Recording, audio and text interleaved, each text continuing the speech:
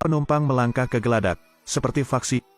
Mereka tanpa ekspresi dan melompat ke laut satu persatu.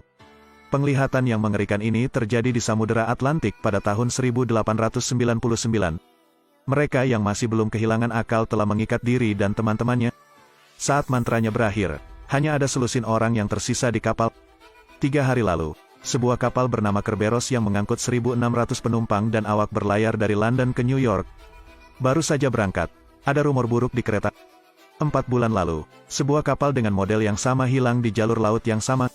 Namanya Prometheus. Keberadaannya masih belum diketahui. Benar saja, hari kedua setelah keberangkatan, telegraf menerima sinyal aneh. Dalam sinyal hanya ada koordinat satu lokasi, tempat Prometheus hilang. Ek memerintahkan pengalihan untuk pergi menyelamatkan. Keputusan ini mendapat tentangan dari semua orang, hanya satu gadis yang mendukungnya. Saat matahari terbenam, sebuah kapal besar muncul di laut. Kerberos menembakkan peluru sinyal, tetapi kapal lawan tidak bergerak sama sekali.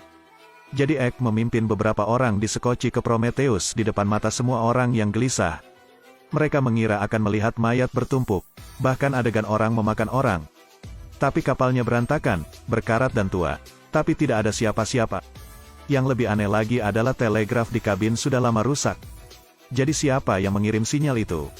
Semua orang tercengang ketika tiba-tiba ada suara di ruang makan. Suara itu berasal dari lemari yang terkunci. Semua orang takut untuk mundur. Hanya Maura yang melangkah maju dan membuka pintu lemari. Tebak apa yang mereka lihat? Anak laki-laki itu perlahan berjalan keluar. Dia berpakaian rapi, tidak panik sama sekali. Selama 4 bulan, bagaimana dia akhirnya bertahan? Maura membawa Elliot ke kamarnya untuk merawatnya. Dia bertanya kemana para penumpang pergi. Elliot tetap diam lagi. Pada saat yang sama, Ek memberitahu markas tentang sinyal Prometheus. Markas hanya menjawab 2 kata, menenggelamkan kapal. Rahasia apa yang disembunyikan kapal ini? Ek memerintahkan untuk mengubah itinerari, tidak pergi ke Amerika lagi. Dia ingin menyeret Prometheus kembali ke Inggris. Keputusan ini menyebabkan gelombang besar lainnya. Tapi Ek tidak terlalu peduli. Dia tiba-tiba teringat Kapten Prometheus meninggalkan buku catatan. Temukan saja dan semuanya akan beres. Dia dan Maura menaiki kapal maut itu lagi. Maura menduga penumpang yang hilang mungkin telah dimasukkan ke dalam tungku dan dibakar. Mereka berpisah tetapi tidak mendapatkan apa-apa. Tapi Ek menemukan sesuatu, yaitu daftar penumpang Prometheus. Yang mengejutkan, nama Maura muncul lagi di sini. Tetapi yang lebih menakutkan adalah daftar itu memiliki tanda tangannya sendiri. Artinya, dia adalah Kapten Prometheus. Mungkin menyaksikan bencana itu. Tapi kenapa dia tidak bisa mengingat apapun? Pada saat yang sama, Kerberos juga terjadi. Satu demi satu meninggal secara misterius. Pertama seorang gadis kecil, lalu 3 orang dewasa. Tidak ada jejak serangan di tubuh mereka, juga tidak ada tanda-tanda keracunan. Ketakutan menyebar, orang berbicara keluar masuk. Pasti karena Elliot membawa sesuatu pada Prometheus ke sini. Bagaimana saya bisa menjelaskan bahwa mereka semua telah menghilang tetapi hanya dia? Konflik pecah, penumpang berubah menjadi kerusuhan. Mereka membawa senjata dan menggeledah setiap kamar. Maura mencoba menghentikannya tetapi tidak berhasil. Mereka bergegas masuk tetapi gagal menemukan Elliot. Mereka hanya menguncinya di dalam dan pergi. Maura mendengar suara berisik di bawah tempat tidur. Tanpa diduga, ada ruang bawah tanah di sini. Dan Elliot aman dan sehat bersembunyi di dalam. Maura datang untuk mencari Ek, memintanya untuk membawa Elliot dan kabur. Tapi saat ini para perusuh sudah mengejar. Maura mengambil inisiatif untuk melangkah keluar, seolah-olah dia sudah memperkirakannya. Begitu saja, dia mengikuti mereka. Sore harinya, mereka berkumpul di geladak kapal. Pemimpin berkata bahwa hanya dengan mengorbankan Elliot ke lautan barulah bisa ada kedamaian. Ek dan Maura datang untuk menyelamatkan tapi sudah terlambat. Selama kekacauan, pemimpin mendorong Elliot ke laut. Elliot jatuh dari ketinggian beberapa puluh meter, jatuh ke laut yang sangat luas. Dan Prometheus juga menghilang bersama Elliot. Kelompok Ek baru saja harus kembali ke kafetaria. Maura sangat sedih. Tiba-tiba, lemari bergetar lagi. Perhatikan lebih dekat kabinet ini, identik dengan yang ada di Prometheus. Kilatan cahaya dipancarkan, dan Elliot tampak tidak terluka sekali lagi. Dalam tatapan bingung semua orang, dia memeluk Maura. Lagi pula, siapa dia sekarang mungkin bisa Anda tebak? Maura sepertinya telah mengingat semuanya. Tapi satu hal terjadi dan yang lain datang. Entah dari mana terdengar detak jam. Dalam centang itu, semua orang kehilangan akal. Seperti dihantam oleh roh jahat, wajah tanpa ekspresi itu keluar. Apakah perusuh atau penjaga? Apakah bangsawan atau rakyat jelata? Mereka semua berjalan dengan sangat rapi ke geladak. Di bawah mantra-mantra, mereka memanjat pagar satu persatu dan melompat ke laut. Berhenti. Tidak. Ternyata inilah alasan semua orang menghilang di Prometheus. Sekarang terjadi lagi di Kerberos. Mereka yang terjaga ketakutan. Mereka mengikat diri, kalau-kalau mereka kehilangan akal juga, dan melompat ke laut bersama yang lain. Mantra itu akhirnya berhenti. Mereka berlari ke geladak. Seluruh kapal raksasa itu sekarang hanya tersisa selusin orang. Mereka mengirim sinyal mara bahaya ke markas besar, tapi balasan markas sesingkat terakhir kali. Kapal tenggelam. Tentu saja, kali ini bukan Prometheus tetapi Kerberos tempat mereka berada. Artinya, mereka ditinggalkan di laut dan hancur sendiri. Meski banyak pertanyaan, yang pertama adalah bertahan.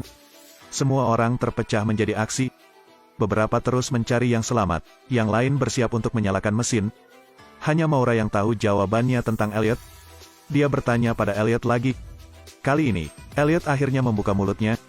Aku tidak bisa memberitahumu. Anda harus bertanya pada penciptanya sendiri. Dia merunduk ke ruang bawah tanah, mengeluarkan kura-kura emas dan membuka terowongan ruang waktu. Maura mengikuti Elliot merangkak menuju pintu keluar. Di tanah terpencil ada sebuah makam tanpa nama. Dan rumah di kejauhan adalah rumah dalam mimpi buruk Maura. Ternyata Maura juga punya rahasia yang tidak ingin dia ingat. Ayahnya Henry adalah seorang ilmuwan, mempelajari otak manusia. Dia menggunakan putrinya sebagai percobaan. Dia menghapus ingatan Maura. Di dalam gedung, sosok Henry muncul lagi. Mimpi buruk itu datang lagi.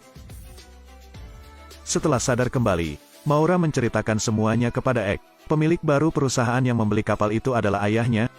Dia curiga Henry telah memainkan sesuatu di kapal yang menyebabkan bencana ini. Untuk memecahkan teka-teki itu, Maura membawa Ek kembali ke gedung. Tetapi muncul seorang pria bernama Daniel. Dia menggunakan mesin aneh untuk membawa Ek ke tempat lain. Maura ketakutan dan mengarahkan pistol ke arahnya. Kata Daniel sambil menangis. Apa kau lupa siapa aku? Kami menikah 12 tahun yang lalu. Tapi Maura tidak percaya. Dia berasumsi bahwa Daniel adalah laki-laki Henry. Dia menguncinya di lab. Dia kembali ke kapal dan masuk ke kamar Daniel. Dia menemukan ruang bawah tanah di bawah tempat tidurnya.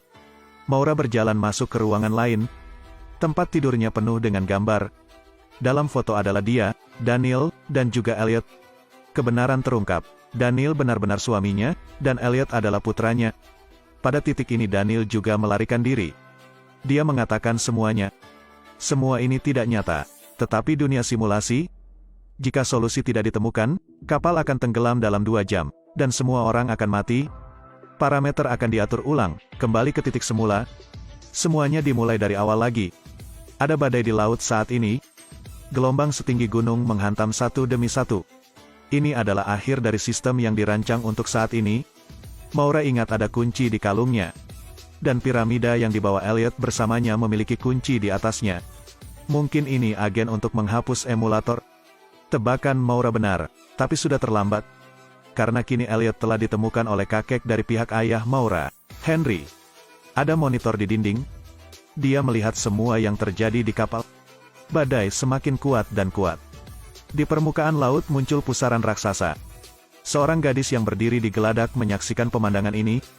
Kapal memasuki pusaran, tetapi tidak ditelan utuh. Tapi menuju cahaya di ujung pusaran. Menyeberangi sungai ke laut lain. Di sini ada puluhan kapal identik tergeletak diam di laut. Benar saja, mereka sudah melalui siklus ini puluhan kali. Maura memberitahu para penyintas, mereka hanyalah dunia simulasi yang dirancang oleh ayahnya. Tapi itu sangat tidak masuk akal, tidak ada yang percaya padanya. Karena untuk menyelamatkan semua orang, Maura masuk ke gedung Henry. Henry ada di sana sejak lama menunggunya. Dia tidak peduli dengan amarahnya, tetapi membawanya ke laboratorium dan mengatakan yang sebenarnya. Ini bukan permainan mesumku. Itu milikmu. Kau adalah pencipta dari semua ini.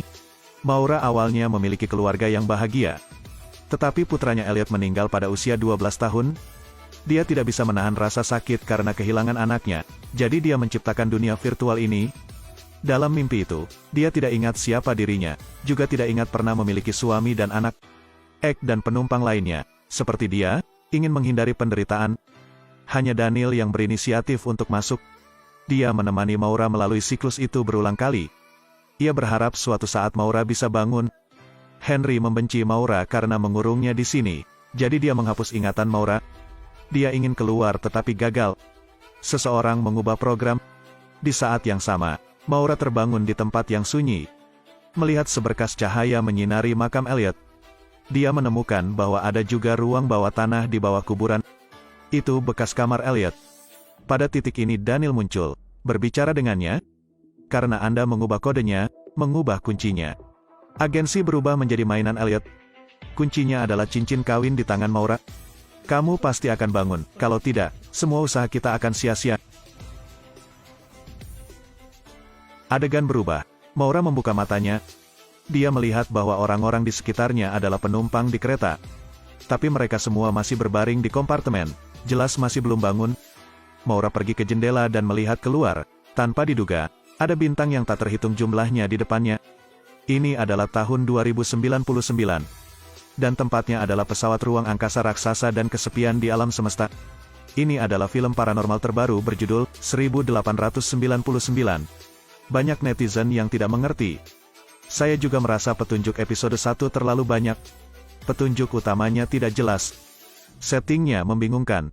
Ceritanya tidak jelas. Tapi bagian akhirnya menyisakan banyak ruang untuk imajinasi. Bukankah pesawat ruang angkasa sangat mirip dengan kapal di lautan?